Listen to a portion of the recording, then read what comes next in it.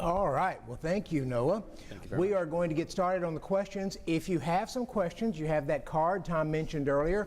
Write out your questions clearly and concisely, if possible. And there will be some people running around. Just raise the card up, and some people will pick that up, and they'll bring them up here to me. And we'll start out by going with Professor Miller. Thank you. Thank you, Noah. I want to commend you for writing this book. This is a very controversial subject, and it's one that I think the public would do well to learn more about. So, but I wanted to begin by asking, or kind of giving you a sense that I think one of the things, and I think you talk about this in the book, that makes it kind of difficult to figure out what to make of this movement, the social justice movement, is the fact that A, it uses a vocabulary that just seems very arcane. But it often also uses terms that you think you know, right. You think you approve, and yet the meaning that's given to those terms is very different. So one of the things that I wanted to ask you to talk a little bit more about is the social justice movement is very hostile to white supremacy. Mm-hmm. You are very hostile to white supremacy. Do you mean the same thing by it? So one of the reasons why I think the Dark Enlightenment's philosophers, they call themselves the Dark Enlightenment, is a critique of the Enlightenment, which is why it fits within the social justice paradigm. One of the reasons why I think they are so dangerous is not because they have a whole ton of followers, but because they are capable of mimicking the language used in the academy, polysyllabic jargon, which is meant to suffice not to convey ideas, because nothing much is being said, but because it suffices as a handshake, a secret knock on the door, to feel like you're in the club. That's one of the reasons, one of the big critiques I have of academic jargon in general. But it conveys to the individual, an impressionable individual, that something is being said when it is not.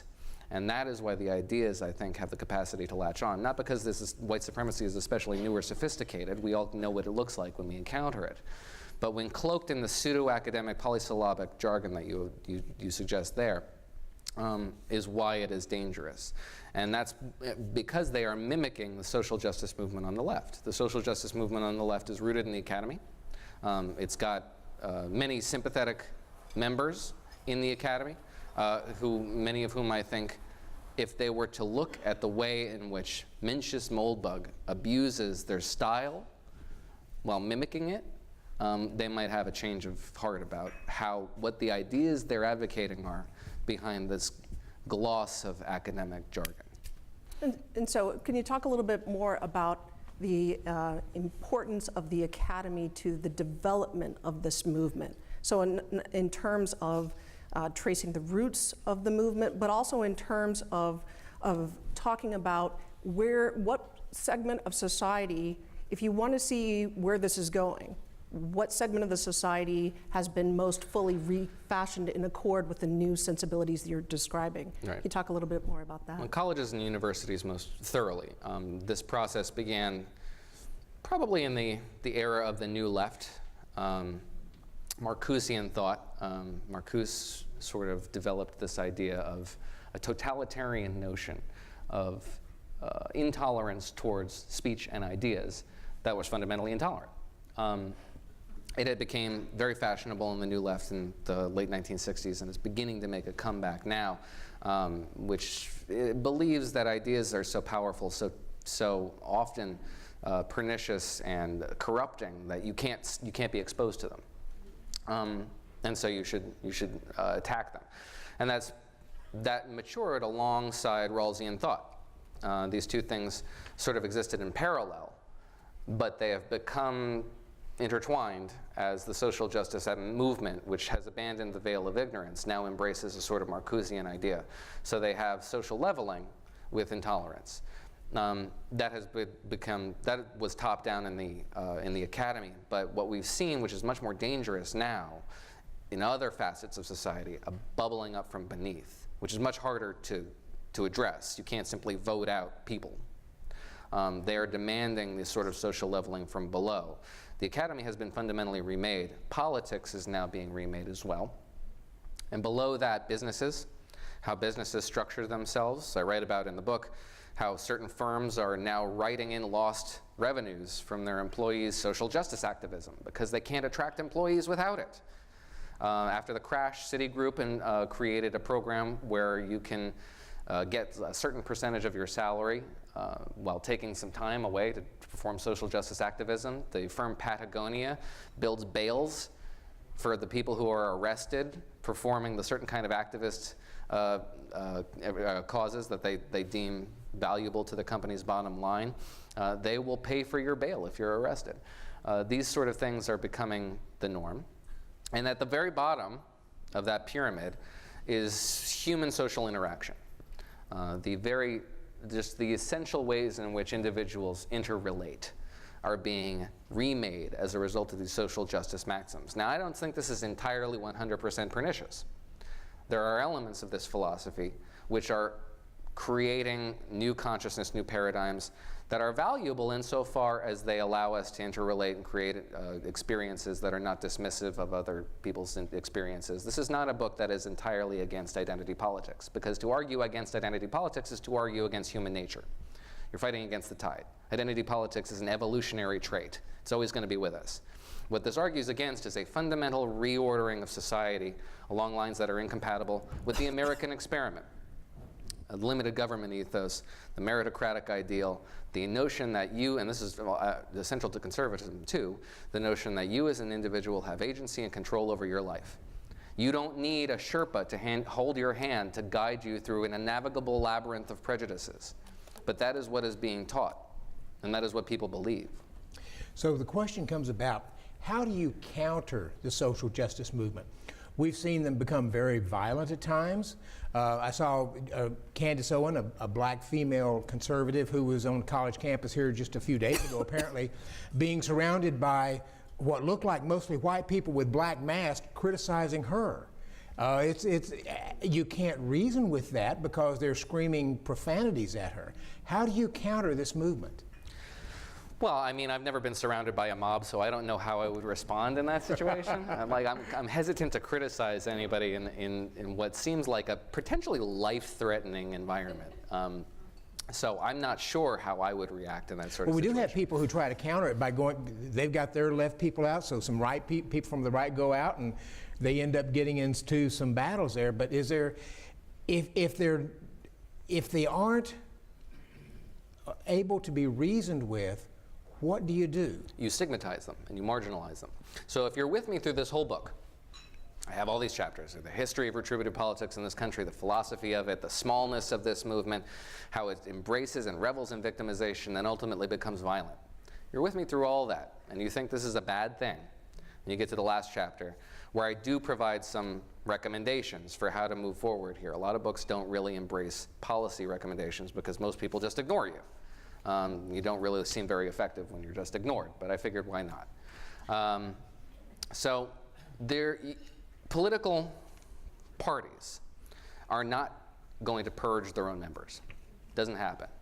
If you were recommending that, you're saying you should abandon your urge for self-preservation, which is not going to happen. You can, however, isolate and stigmatize ideas. It's been done in the past. And the conservative movement has a model to appeal to in the form of the efforts by Russell Kirk, Barry Goldwater, and Bill Buckley to stigmatize and isolate the Bircher movement. This was a very circumspect process. It wasn't just one day we said, let's isolate the Birchers. You had to create a set of conditions that were incremental, that would be met in a very circumspect fashion over the course of several years. And it was only after years that this was successful. And I go through that in the book. Similarly, the Democratic Party has a model to appeal to in the late 1940s when the organized labor movement expelled the communists, literal communists, Soviet sympathizers from its midst. Some of them were actually paid by the Soviets, from their movement. At root was a self-interested argument. Some of these ideas are valuable. You believe them. I believe them. We might have a commonality around these ideas, but they are making us unattractive members of a political coalition, much like the Women's March. You have made our lives harder by embracing these ideas, because we all have things we want to get done at the polls, and this is making us a less attractive member of this political coalition. So we have to stigmatize these ideas, isolate, marginalize these ideas for our own benefit. And you may lose a couple of activists in the process. They lost Robert Welch. They lost Henry Wallace. But you didn't lose everybody. You lost an idea. And good riddance. You didn't need the idea in the first place. I also advocate for an increase in civic education. I'm loath to embrace legislative solutions to these sort of things, but it might be worth investigating tying federal funding for education to a certain amount of hours studying civics, not social studies, not diversity studies, civics. And by that I don't necessarily mean how the Constitution works, how a bill becomes law, but what the founders read. Montesquieu, Burke, the Federalist Papers, the sort of stuff that gives you an understanding of how the founders thought in the first place and why these ideas are valuable because you understand how they thought about them. So those are some of the ways that I think you can combat this without getting in people's faces, without owning the libs, because that doesn't do anything. It just makes you feel better about yourself. It doesn't convince one person. One phrase you will not hear in this book is social justice warrior. Doesn't appear, except one point in a quote, and it's a pejorative, because the objective of this book isn't to chide people for embracing these notions, which I think are fundamentally just in concept, flawed in execution. The idea is to tell people that this is not working for us, and I want to convert. I don't want to chastise. I wonder if you could come back and talk a little bit more about what's on the college campus and the difficulty of just having a conversation on increasingly a whole range of subjects now. And I wonder if you could talk a little bit more about why the social justice movement is so hostile to entertaining, just even allowing a platform to people who have views they disagree with. So how deeply hostile to not just the First Amendment and kind of the whole principle of the freedom of speech, but to the idea of reason is the movement? Yeah, that goes back to the Marcusean line of thinking, right? So the notion of, I think I call it deplatforming now, which is sort of popular on college campuses. We run the risk of overemphasizing the extent to which these are really overtaking the academy. FIRE, which is an organization that watches this sort of stuff, is an extraordinary organization, is worth paying attention to, Greg Lukanoff's organization. They monitor this sort of thing, the events that happen, and they didn't find an increase in 2018. They actually found a decrease.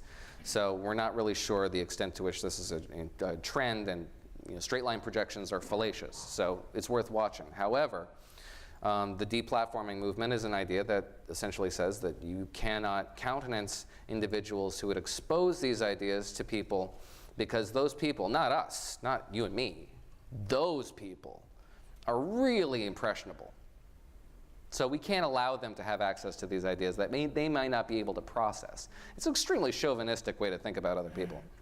And frankly, I think it's ultimately pretty flawed. The notion that sunlight is the best disinfectant is a cliche for a reason. You have these ideas that are exposed to the marketplace, and the marketplace sorts out that which is the most effective.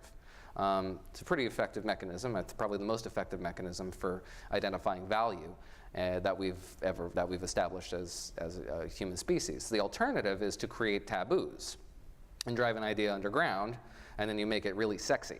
And now it's underground, so you can't even counter it. You don't know where it exists, so you can't identify it in order to challenge it. These are pernicious notions, counterproductive notions. I understand where they stem from, but they are chauvinistic, paternalistic. They look down upon the individuals who are exposed to these ideas, thinking that they can't possibly be exposed to them, and ultimately unproductive because I think it fails on its own merits. There seems to be a growing fascination with socialism in the country. And it seems that not all people who embrace socialism necessarily embrace the social justice movement, but it does seem that most of the social justice people tend to be open to socialism, if not strong advocates of it, and critics of capitalism. What's the connection between socialism and the social justice movement? Well, this isn't really in the book. I mean, this is just kind of a thought. I would speculate that because this is kind of a youngish movement, not so much in the professorate, but among the activist class, is that they don't really remember the market revolutions of the late 1980s, early 1990s. I mean, I barely remember that. I'm 37, so I was 10 at the time, thereabouts. And so I don't remember how the mixed economy performed. I had to read about it.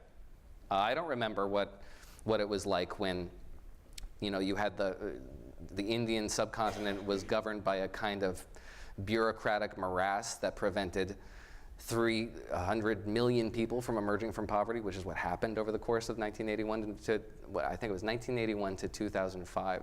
Something like 700 million people emerged from crippling, extreme poverty, less than $1 a day. That was the kind of thing, we used to talk about eliminating poverty in the 1960s. It was impossible. Couldn't do it. Because the Keynesian pieties to which every Western government, and certainly most of the bloc, prescribed were failing. They just simply couldn't create the kind of wealth that would lift people out of poverty. And so now that's the norm. We don't have, extreme poverty is a rare phenomenon on this planet now. It used to be very pernicious. It is the result of the market revolutions of the late 1980s, early 1990s. And so if you don't have any experience with how the mixed economy worked, then why wouldn't you think that you could improve on this condition? It's, in my view, probably a bit of a myopia. And indeed, I don't think a lot of social justice advocates have read Rawls. I don't think they really know the foundational philosophical forefathers of their movement. I think they are responding to emotional incentives. So again, this is just a thought experiment. This isn't in the book, but it's probably based in simply a lack of understanding, perhaps ignorance, even though that's a pretty cruel thing to say, but it's probably appropriate. So in the book, you talk about the growth of identitarian thinking, both on the left and on the right, and note the surprising way in which the two groups kind of are mirror images of each other. I wonder if you talk a little bit more about how relatively influential you think both movements are. So in other words, one kind of gets the impression from the press that the alt-right is a large and growing and widely influential movement. How do you think that in terms of numbers and influence, it compares? No, it's not. It's very small. In fact, the margins that we're talking about here are margins on both sides of the spectrum. There's far more influence on the social justice left on that margin than there is on the white nationalist right. But these are nevertheless still margins. The objective of this book is to keep them there. It's not to overinflate, the problem here, not to really expand the scale in order to justify the urgency of the book. These are still marginal groups. I have been heartened by the extent to which the Trump administration has abandoned the kind of identitarian language that they embraced in the campaign phase. And I think that has a lot to do with the fact that Donald Trump inherited a party which was a conservative party. It was made up of people who came of age in the Reagan Revolution and were genuinely attracted to the idea of individual agency, meritocracy, and what have you. And because there really wasn't a lot of intellectual infrastructure for an alt-right administration, it simply didn't exist. They staffed the administration with conventional conservatives. And we've got a conventionally conservative administration most of the time, with a few exceptions. Most areas of this administration have been conservative generally. The left is in a slightly worse position because the Democratic Party has embraced and normalized the social justice movement's ideas paradigmatically for the better part of a decade now. So there's fewer classical liberals in the Democratic Party. Not to say that they don't make up a majority. I think they do. But there are simply more who are attracted to these notions of reparative, downward social leveling than there are the alternative in the Republican Party. So it's definitely a much bigger problem for Democrats than it is Republicans. But again, these are margins. The objective here is to make sure that they stay there. What is the role, the question was the church in addressing the social justice movement, but within the church and the broader religious community, you have some who, when social justice movements have a march, you have ministers up there sometimes from various, could be Jewish, could be Christian, could be Muslim. But you also have churches and others that are strongly opposed to the social justice movement. What's the role of the church? Can it play a role here? Yeah, it certainly can. So social justice, again, is, as we talked about, is pretty much a religious concept. Its origins are religious, and you're most likely to hear that in services across the spectrum, because it has origins in a religiosity. I think you see that in the way in which its activists practice. In a largely secular movement, you see adherence to the traits of social justice as though it were the tenets of a faith. They are that inviolable. And I think that's probably not a figment of our imagination. I think that there are probably vestigial religious elements to this idea, and that it substitutes for a faith among many who are largely secular.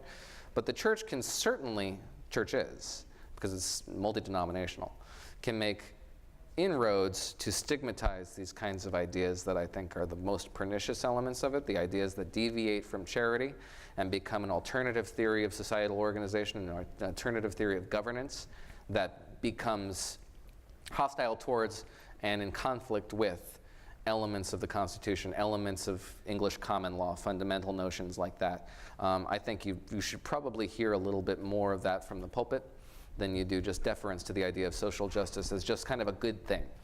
Because when you hear people talk about social justice, they talk about it like it's just sort of a good thing, and addressing a good thing makes me a good person. It's sort of like the environment. There used to be this notion in the 1980s where you would say you'd say a litany of things that you were for or against or what have you, and then you'd close with, and the environment. Because just saying that made you a good person. Who hates the environment? That's sort of what social justice has become. It's a signifier meaning very little, but it's our job now to define what that means. Pick out the good parts, separate it from the bad parts, and be very specific and circumspect in that mission, because everything's getting blurred and that's not working out. You want to take the final question, Professor? Sure. I guess one of the things that I would, you talk about the social justice movement, both of the right and left, you use the term marginal, and yet you're also describing how influential it's becoming, particularly amongst the Democrats. Right. And that within the power struggles within the party. Do you see that this is a movement that's culminating, or do you see this as a movement that's gathering strength? Yeah, I don't know where I come down on that. You caught me, I think, in a justified contradiction, because I don't think I have the answer there. Sometimes I can be convinced that it's a movement that is marginal, isolated, and lacks the sufficient strength to create a critical mass of opinion and support of its policies. And sometimes I see this as a movement in the ascendancy. And it just depends on the day. So I don't know where I come down on that. I suppose in just prudence and caution that I would choose to see it as a movement in the ascendancy and treat it as such, because the alternative is to ignore it and allow it to metastasize, and that is probably my biggest fear. But I don't know its cumulative strength on either side of the spectrum. I suspect that it's more potent on the left than it is on the right, but quantifying that is beyond me and beyond the scope of this book. Well, thank you, Noah, for addressing this difficult but very timely issue. And join me in thanking Noah for it.